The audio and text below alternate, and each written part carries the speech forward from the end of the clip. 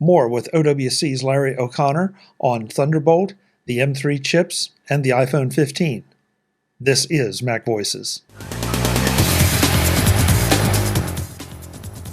This edition of Mac Voices is supported by MacVoices Featured Gear, like the Elgato Stream Deck, providing 6, 15, or 32 programmable keys to perform complex, frequently used actions. The Stream Deck will supercharge your productivity. Get more information at macvoices.com/featuredgear, all one word, featured gear.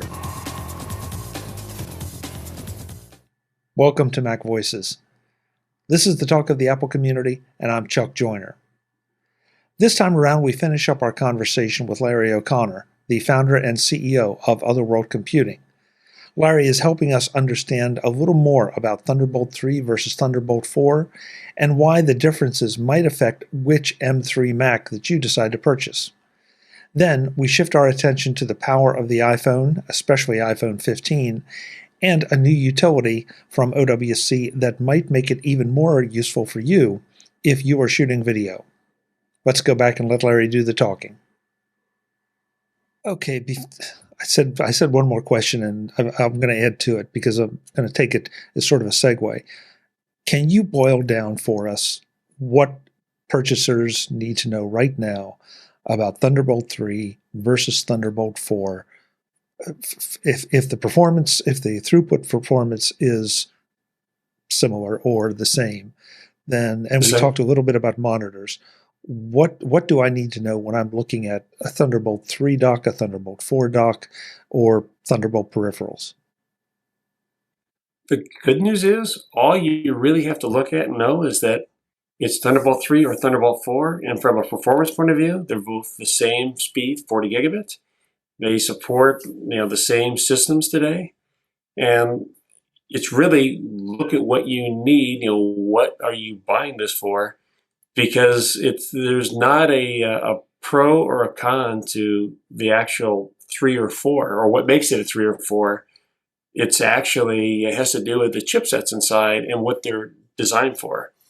Thunderbolt 3 is designed to give the performance that all the lanes, all the bandwidth to the device, so that if it's an external SSD array, or it's a hard drive array, or it's a dock with a ton of ports on it, Thunderbolt 3 means that all the performance that's available on the bus is available in that peripheral through the different ports and connections or drives that are in the peripheral. Thunderbolt 4, on the other hand, in a peripheral externally, is designed, that chipset, the Thunderbolt 4 chipset, not to be confused with it being Gen +1, because it's not. Thunderbolt 3 and Thunderbolt 4 are part of the same generation of Thunderbolt, which is a Generation 3 PCI external interface, external connectivity. Means in the case of a Thunderbolt 4 dock, and you only really see these in docks and hubs, Thunderbolt 4 chipsets, which are also known as Goshen Ridge, were designed so that we could have more downstream ports. So there's limited capability within the device itself because it uses the lanes to switch for downstream ports, so that you wouldn't want to build a high-speed hard drive array. But we have a device like the Mini Stack, which does allow decent performance from a single SSD blade as well as a hard drive, because we do get one of the lanes to the device, but the other 3 lanes in that solution are used to provide downstream 40 gigabit Thunderbolt device. So you can plug in more Thunderbolt 3 or Thunderbolt 4 peripherals that will get full speed. So it's every time in my head this is so simple, but when I start to talk about it, I overcomplicate it. At the end of the day, if you're buying something with Thunderbolt 4, it's there. And we balance the devices as best we can. We have a Thunderbolt, our Go dock is Thunderbolt 4. It uses DP video. We balance our lane usage and our, and the ports to make sure that the performance you need is in the ports. But ultimately, in Thunderbolt 4, you have limited bandwidth to the actual physical device itself in terms of what it's providing. So if it's giving you, Ethernet or USB ports, audio, video, it has more limited bandwidth than Thunderbolt 3. It has 1/4 the bandwidth of what that Thunderbolt interface provides for what is specifically added in that dock or solution product. And on the same product, you have downstream ports which get full bandwidth. So you're buying a Thunderbolt 4 dock or hub, because it may give you some limited function or specific function that meets need. I mean, I'm not saying a Thunderbolt 4 device is bad. I mean, Thunderbolt, I mean, again, there's so much, when you're looking at it, I mean, there's a lot of capability to spread around. But in the case of a Thunderbolt 4 product, 1/4 the bandwidth effectively with a USB, I guess you could say, the side lane is available in the peripheral, and then you're using the rest of the capability to provide up to 3 downstream Thunderbolt ports, which are full speed, and they still have to share the data. You still have 40 gigabits coming off the computer, but you can have a device plugged into a Thunderbolt 4 dock or hub or multi-function, device, which will have 40 gigabits of full bandwidth available to it when the peripheral upstream firm is not using some of that bandwidth. In the case of Thunderbolt 3, like our Thunderbolt 3 dock, that has more ports, and it's really designed well for Thunderbolt 3 because we have multiple hub switches and such in that dock to ensure you've got performance available to every port. If you plugged in any of our docks, that's why we have our Thunderbolt 4 dock has only got 11 ports, and they're not all the same ports as our Thunderbolt 3 dock, which has 14 ports.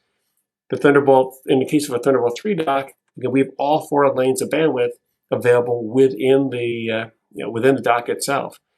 And that means also if you fully load that dock up and there's ports with various performance capabilities, there's enough bandwidth to support all those ports. Our Thunderbolt 3 Pro dock this is probably a much easier example for me to use to illustrate.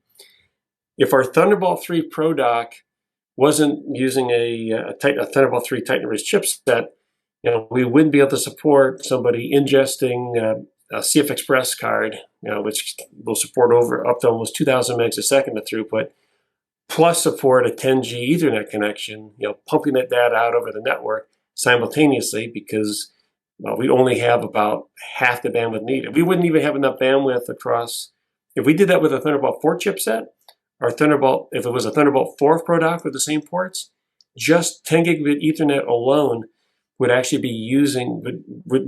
be slightly handicapped because of that's a whole other discussion in terms of their 4 lanes, but they're not actually 10 gigabits. Long and short of it is you wouldn't even get your full network performance out of that 10G interface we've got on our Pro dock if that was a Thunderbolt 4 Goshen Ridge chipset rather than a Thunderbolt 3 Titan Ridge chipset. Thunderbolt 3 and Thunderbolt 4 really are not. They're not +1 or -1. They're chipsets on the peripheral side for different purposes, provide performance in different places, so you can do different things. On the computer, the host side, whether it's a Mac or a PC, Thunderbolt 4 provides a rigid requirement. It does this for the cables as well, that defines what the computer has to be capable of. And Intel mainly did this, in my opinion, called it Thunderbolt 4, because Thunderbolt 3 was just a big mess on the PC side of the fence, with Windows machines. There was unlike Apple that has always implemented the full capability of Thunderbolt 3 40 gigabit, since their very first machines to very rigid, compliance levels. On the PC side of the fence, there's just a ton of different, I guess you simply say, implementations where your mileage may vary. And when Thunderbolt 4 came along, Intel said, if it's going to be Thunderbolt 4, you have to check all these boxes. And because Apple had always been checking these boxes, by the way, even since their first Thunderbolt 3 equipped systems in 2016, every Mac ever made that has Thunderbolt 3 is fully compatible and can use Thunderbolt 4 devices. You only need to have OS 11 or later because Apple implements the support with an update that's in OS 11. On the PC side, there's virtually no PC, that isn't Thunderbolt 4 that you can plug and use the Thunderbolt mode of a Thunderbolt 4 device on. If you have a Thunderbolt 3 PC, you can only connect the Thunderbolt 3 peripherals for Thunderbolt because number one, there's not the support mechanism from the different vendors to do the updates necessary, and number two, the majority of them can't support Thunderbolt. They just don't support the features. They're not compliant. So a lot of kudos to Apple, and it gets very confusing. I mean, I think I said it at the beginning. I think it was a big mistake for Intel to call Thunderbolt 4 Thunderbolt 4. They should have saved it for for Thunderbolt, what's going to be Thunderbolt 5, because Thunderbolt 3 is all Thunderbolt 3 and 4 today is now, since they did call it Thunderbolt 4, is PCI Gen 3 over copper. It takes, if you had a PCI slot inside your computer, which of course with laptops we don't, with the Mac Pro, 2019 and of course the 2023 you do.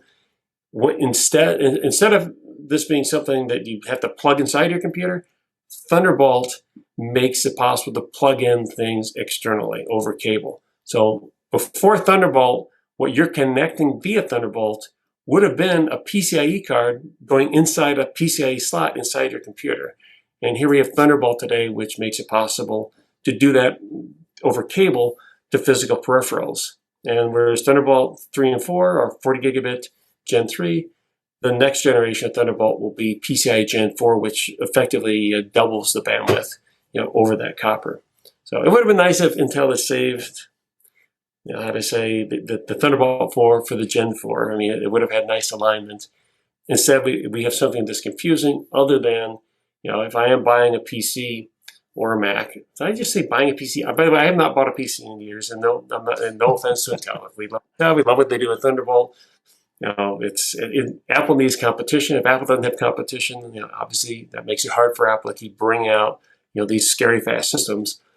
But to the point, if you're buying, going back, I think, to the proper question, if you're buying a Mac and looking at Thunderbolt 3 or Thunderbolt 4, and it does certainly make it easy to differentiate. The only difference you're going to experience that I'm aware of, and I have not seen, this has been since 2020, the only difference today is how many displays you can connect. And that's not even a limitation of Thunderbolt, by the way. That's a limitation of the machine itself, of the processor inside. And it's a marketing specification requirement that if you're going to say you're Thunderbolt 4, you must support two 4K displays over a Thunderbolt 4 port. Pure and simple marketing. It has nothing to do with the Thunderbolt interface. It has to do with what the computer can do. And that was the one checkbox, I think, probably, if I was Apple, upset me the most, because Apple's always been fully compliant, and to put that out there when it really wasn't a Thunderbolt thing, it was, hey, is this computer going to do it? It was kind of I call it a hit below the belt when it came to just the rollout of Thunderbolt 4 in general. So did I confuse more than I answered there? No, I think you did. There's just a lot to understand, a lot to appreciate, and it can be confusing for the consumer, and that's why I was anxious to ask the question. And you boiled down a number of different things that, okay, I need to pay attention to what I want to do with it, and what my use case is going to be as to how much I need to spend or what I need to spend the money on.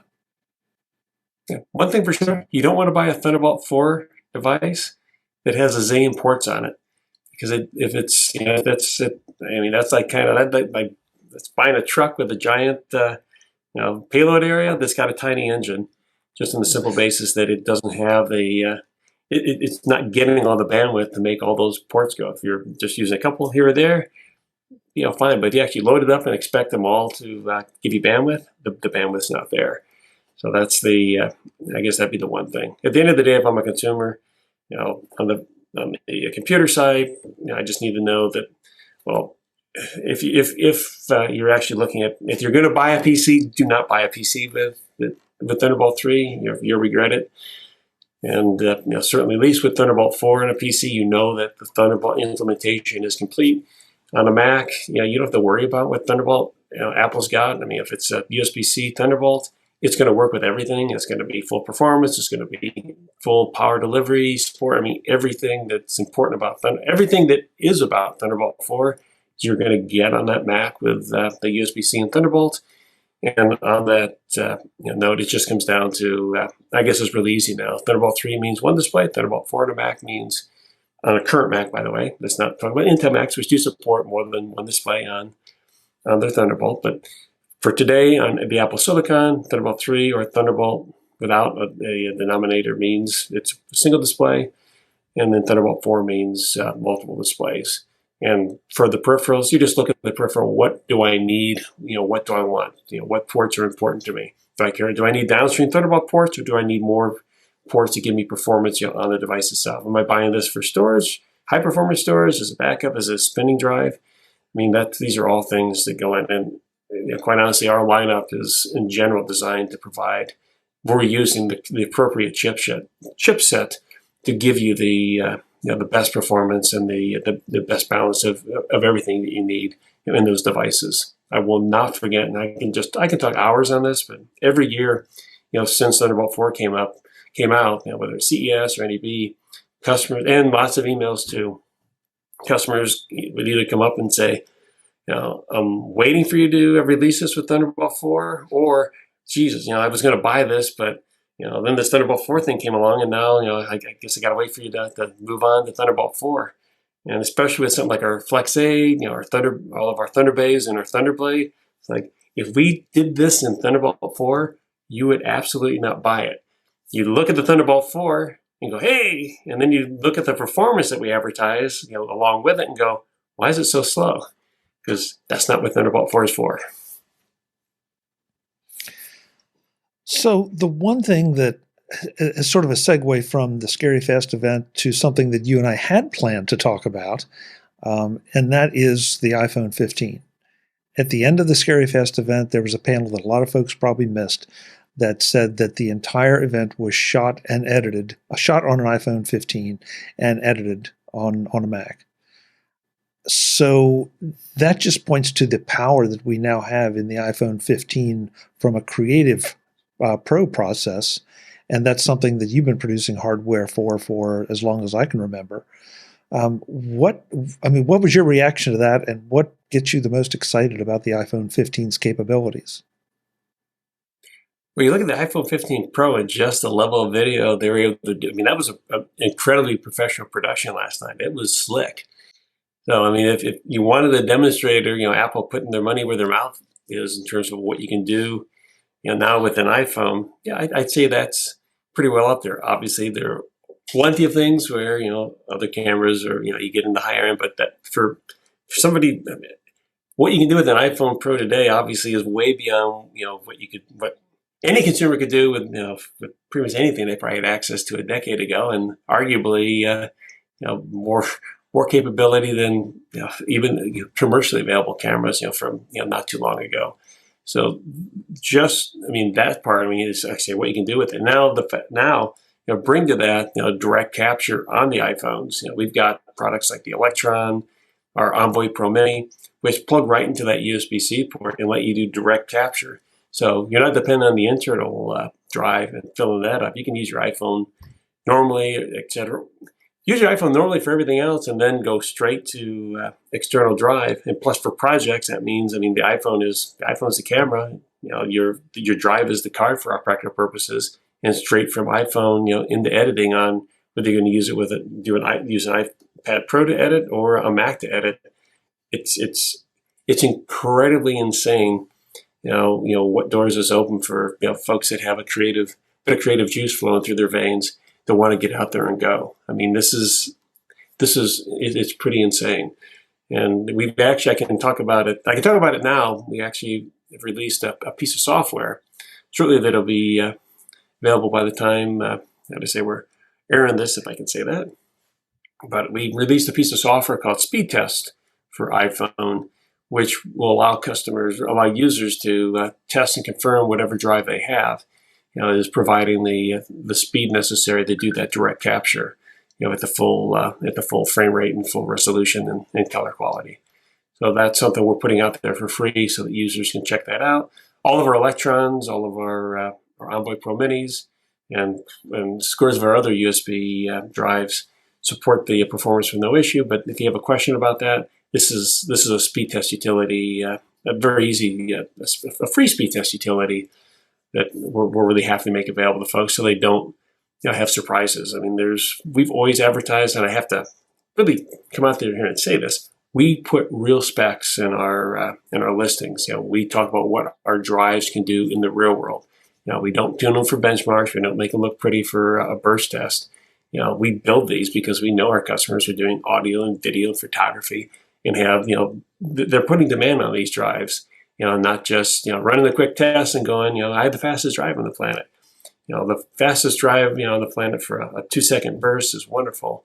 it doesn't matter much if 5 seconds later, how to say what you really need, how to say doesn't require that high burst, but perhaps actually requires that sustained ongoing throughput. We've got gas in the tank end to end on our drives, so you can do amazing things with our drives. And whoever's drive you're using, we certainly want to make sure that there's no broken hearts when you get out that the captures do that first project. And it's the wrong way to find out you have the wrong drive, by using it in the field. So SpeedTest, will be available in the Apple Store, for iPhone. In particular, it actually work on any of the Apple iDevices, but will tell you just how fast your drive is able to support and what you can do with that speed. That's terrific, because I know there've been some articles about just that the way that the internal software works on the iPhone, that if your drive isn't up to it, you may not know about it until after the project's over and after you go back and try to utilize that. So that's terrific that we can do something proactively to be sure that what we are using will not cause us problems on the back end. And we wanted to be able to see that and not have to test every drive, how to say, go do a big recording and find out. And, this is a good way to confirm, provide users with, and even internally, a good means to make sure everything is going to do what you expect it to do. We always expect an OWC product, but nonetheless, it's we want to be able to show that. Confidence is important when you're doing something for the first time or the 100th time for that matter. So we're glad to put it out there. Yeah, and I feel like having the availability of something like that you can count on. And now we have these incredibly powerful phones, and you have higher resolution shooting options, and better than ever before. That, for better or worse, one of the reasons they're so good is because they take up a lot of storage. That now this just expands the usability of what these phones can do, and maybe encourages some people to try some projects that otherwise they would have been a little hesitant to try, or maybe they would have settled for something a little lower quality. Whereas now it feels like there are virtually no compromises. Couldn't agree more. And whether you're a professional or you're just a home user, how to say, that wants to do video, your kids in it, that you can really end up with. Apple's really bringing down barriers in terms of who can take advantage of what these devices are capable of. And it's so easy. It's in the past. With the slower speeds, it's a real pain to shoot a video and then download it at USB 2 speeds. After, if it's of any size or length, now shoot it to a little portable drive, get home, plug it into your Mac, bring it into. You can bring it into iMovie for all practical purposes, but bring it into whichever app you've got available for editing, and boom. It's amazingly there, and it's easy. It's just the things that we can do today with ease. This stuff was complicated. Even call it 5 years ago, certainly 10, 15 years ago. It was incredibly complicated. And now it's just point, click, drag, drop. It's getting easier and easier. But I do want to raise the point. We highly, highly, highly, highly recommend. And this is, so many people have had, their hearts broken with data loss because they use exFAT on external drives, and it's a huge, and that's cross-compatible, Mac and PC, which is wonderful. But exFAT is a very basic file system that provides no crash protection, no accidental disconnection protection for all purposes. You have an exFAT drive that goes offline, gets unplugged, is accidentally mishandled for all purposes while it's plugged in. You could lose everything that's on your exFAT drive, or be in a state where it's very hard to recover data. Using APFS, on your SSD, that you're capturing to, is almost, it's especially where you're doing this and just the risk factor. Highly, highly recommend that you make sure you're formed with APFS. And even if you're a PC user, and I'll throw a plug in there, I would still say use APFS. And then you just have to get Mac drive, so you can use that drive on your PC with Apple's file system. Again, this comes down from having a file system mounted, whether you're on your Mac or your PC. that has true protections, crash protection, and other data corruption, protective measures, so that minor things, accidents, or even more severe disconnects don't mean that the data, the memories, whatever it may be that you put on that drive, could be lost forever. So Mac users, it's easy. Use APFS. Just make sure your stuff's not formatted exFAT, because exFAT will break your heart. Not because it's a bad file system. It's just a very old file system that had to be designed very basic so that you had that interoperability between Mac and PC. The world moved on both sides to much more advanced file systems.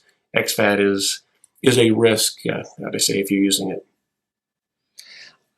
We don't have a large PC audience, but it's interesting to hear you say that APFS is a better option for a PC with the Mac Drive utility you mentioned than what a lot of folks might consider a native system. On the other hand, you bring up the other excellent point is that it was never designed to do what the modern operating systems are designed to do. The modern file systems give you protection. Again, another layer of huge protections that are relatively taken for granted, and it just comes back to if you're on the PC side, you hopefully have a Mac, but if you have a PC and there's tons of PC users that love their iPhones and their iPads. If you now are going to start, moving data with the drive between your iPhone and your PC, you can't use NTFS because that's a Windows-only operating system. The iPhone recognizes HFS Plus, it recognizes APFS, and it supports the cross-platform exFAT. But if you wish to have your data in a safe state, in a protected state, from a file system point of view, APFS it's just as fast, as NTFS. And I say that right? No. Well, it's just as fast as your native Windows operating system. It's pretty much right on par with exFAT as well. You're not losing speed, but you're gaining all the protections of a modern file system. And again, I fall back to the Apple side of the fence. We're shipping drives now with, pre-formatted APFS. We do give our customers that are using on a PC or don't want to use or insist on exFAT the ability to change that to exFAT. But most drives shipped today, when you plug them in, are pre-initialized. They're set up with exFAT on them, not with an Apple file system. They don't give you the option to change. You can reinitialize with Finder, which Apple will force you to use Time Machine, which is a good thing. But I will, again, strongly recommend, and I can't insist, but I highly recommend, whatever drives you've got, take a look and just see how they are initialized. And if they're initialized with exFAT, unless you've got a good reason to use exFAT on said drive, get your data off, move it to APFS, and it's something that won't give you a grief down the road. And in fairness, smaller drives, it's less of an issue. As the bigger the data set gets on an exFAT, the larger the drive is where the problems start to start. But I should say the risk. Let me rephrase that. Where the risks start to substantially go up. Once you're at 1 terabyte and higher in terms of a drive size, things can start to get really ugly with exFAT. Over 4 terabytes and higher, even over at the 8 terabyte plus range, all sorts of interesting. We've seen all sorts of interesting things in mixed environment. And it's one of those things I became educated on, mainly because we had customers that were using exFAT. And it's like, holy cow, how is this? How are we, still using exFAT out there? Why is that? And it's kind of, it's easy and it's always been there and it's fine. And it's been around for forever, but it's certainly where you have a choice, make the choice for a modern file system for APFS on Mac. If you're only a PC user and you're not using, there should be nobody on this going on this. It's just a PC user, not using any part of the Apple ecosystem. But if you were, then use that. Then use Windows native file system. Use NTFS. Don't use exFAT.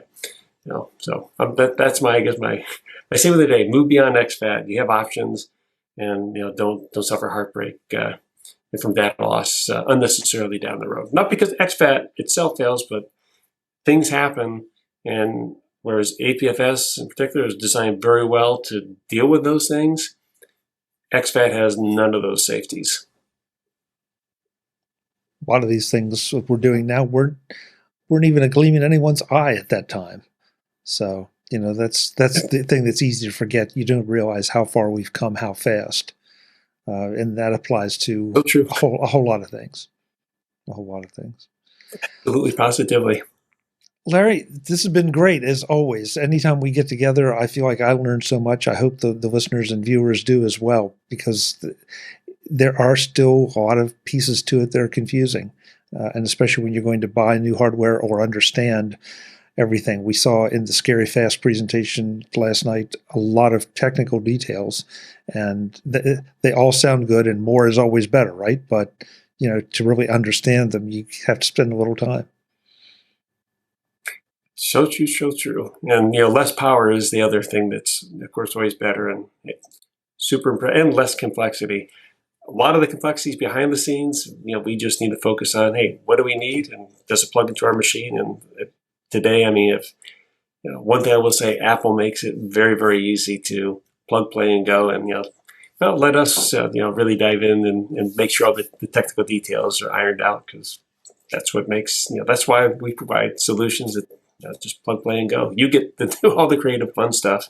And, again, kudos to Apple for maintaining a real high standard across everything that they do, which, in all fairness and honesty, makes our job, for the most part, a lot easier. I'm real happy with the current state of the OS as well. I'll stop there. And I would echo the very same thing for OWC, and not because you're sitting here or anything like that. It's just, I know how, there are a large number of OWC products on my desk and in my workflow. And the reason I have them is because they work, they do what I need them to do, they're reliable. And I know I've summoned your tech support team on a number of occasions, and they never fail to either give me an answer or help me find an answer. And that's another differentiation for OWC, that, the tech support is right there. And it's live tech support. We love the chatbots, that's fine. But I can get a live person who can ask me the questions that they need to ask to give me the answers. So thank you for all the products, and thank you for the tech support team, and thank you for everything. We appreciate it, because, we use these solutions too, and these solutions wouldn't exist, without you and every one of our customers. And we appreciate it. Thank you for being there for us, so we can be there for you. Will I see you at CES? Yes. Well, we're not going to have a booth at CES. It's not really that kind of show anymore. But of course, we'll have we'll have a suite with our latest tech, and absolutely look forward to seeing you there. Great, you can count on it. Larry O'Connor, thank you so much for a lot of education and a lot of technical detail that will help us understand what we're doing and maybe help us buy a little bit smarter. Folks, I'm Chuck Joyner. This is Mac Voices. I hope you've gotten a lot out of this, because I know I have. Check out, if you are going to buy any kind of hardware to connect to your iPhone or to your Macs, your new Macs especially, check out OWC. They make great, great stuff. Until the next time, as always, thanks for watching. Visit MacVoices.com for show notes and to connect with Chuck on social media. Get involved in our Facebook group or like our Facebook page, and get more out of your Apple tech with Mac Voices Magazine, free on Flipboard and on the web. And if you find value in it all, consider supporting us through either our Patreon campaign at patreon.com/MacVoices, or making a one-time donation via the PayPal link on our front page and in the show notes of each episode. You will join these fine people who help bring you Mac Voices each month.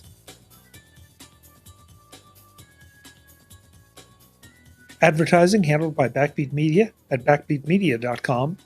Bandwidth provided by CashFly at cashfly.com.